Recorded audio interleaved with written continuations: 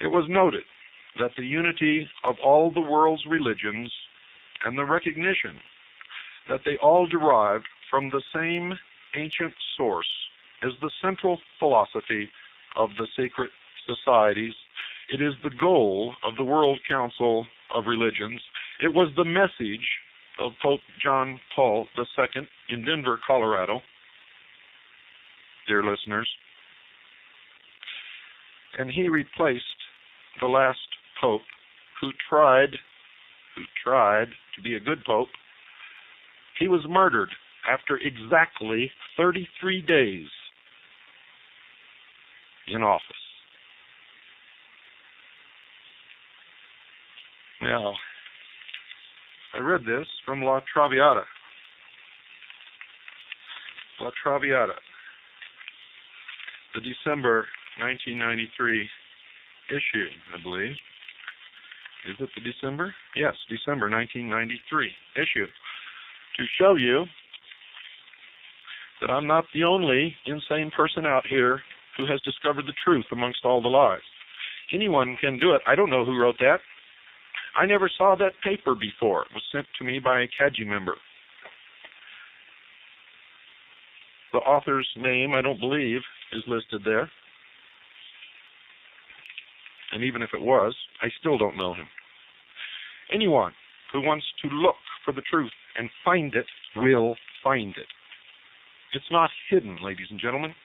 In fact, today, even though it began as a conspiracy hundreds and thousands of years ago, today it is all being done in the open. They believe that all of us are so stupid, actually, that they even write books about it, disclosing their whole intentions, all of their plans, knowing that none of you will ever read those books.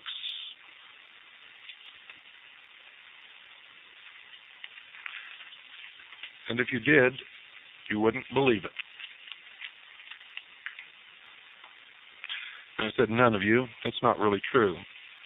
There's some of you out there who are learning, who are awake, who are struggling, who are fighting this battle with me and with Carolyn and with many others to try to save the penultimate achievement of all of mankind throughout the history of the world. That's the Constitution and the Bill of Rights of the United States of America. When I make a statement like that, I always get letters or people call if I open the phones and say, how can you make that statement, Bill, when you just told us that our founding fathers were members of these secret societies? Very simple, folks. Read the writings of the founding fathers. They will tell you themselves. This was a great experiment to see if man was capable of ruling himself, and if he was, this would be the culmination of the great work. But you will also find in their writings that they understood human nature better than any of us do or probably ever will. For they knew that with the keys built into the Constitution, we would give up our Creator-endowed rights and trade them for benefits from the state, thus relegating ourselves back into the old position of owned property. We would become indentured to the state for accepting these privileges.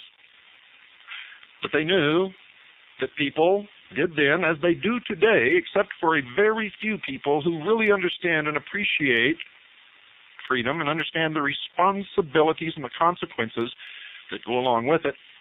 They understood that most people spend the first 20 years of their lives struggling to become responsible and to be accepted as a man or a woman in their own right, able to be responsible, strike out on their own, build a business, sign contracts.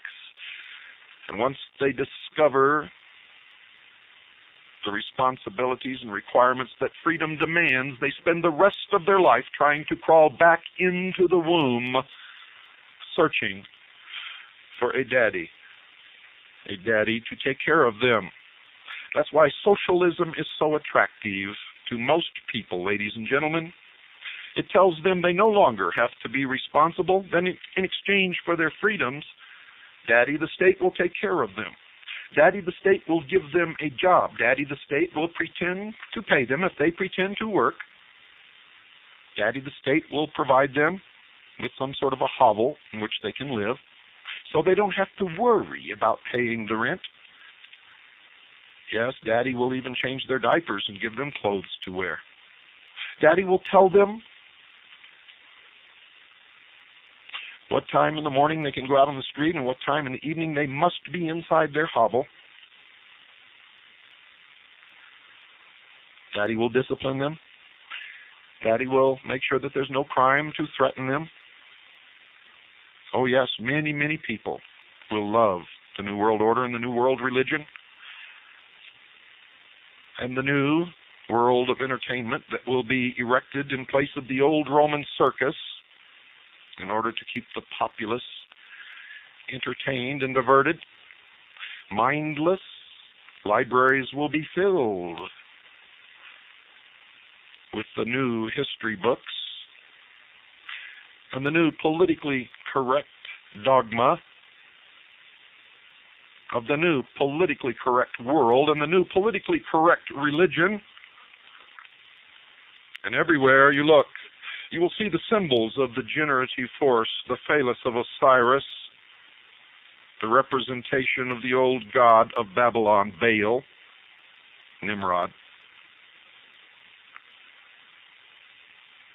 Isis will be everywhere. You see, for Osiris is the doctrine, Isis is the church. Horus is the great body of initiates that will rule you. They call themselves wolves. And of course, dear listeners, you are the sheep, the legal and lawful prey of the wolves. A nation or world of people who will not use their intelligence are no better than animals who do not have intelligence. Such people are beasts of burden, and yes, stakes on the table by choice and consent. If we didn't love you here, we would not say these things to you. Please wake up. Good night, and God bless you all.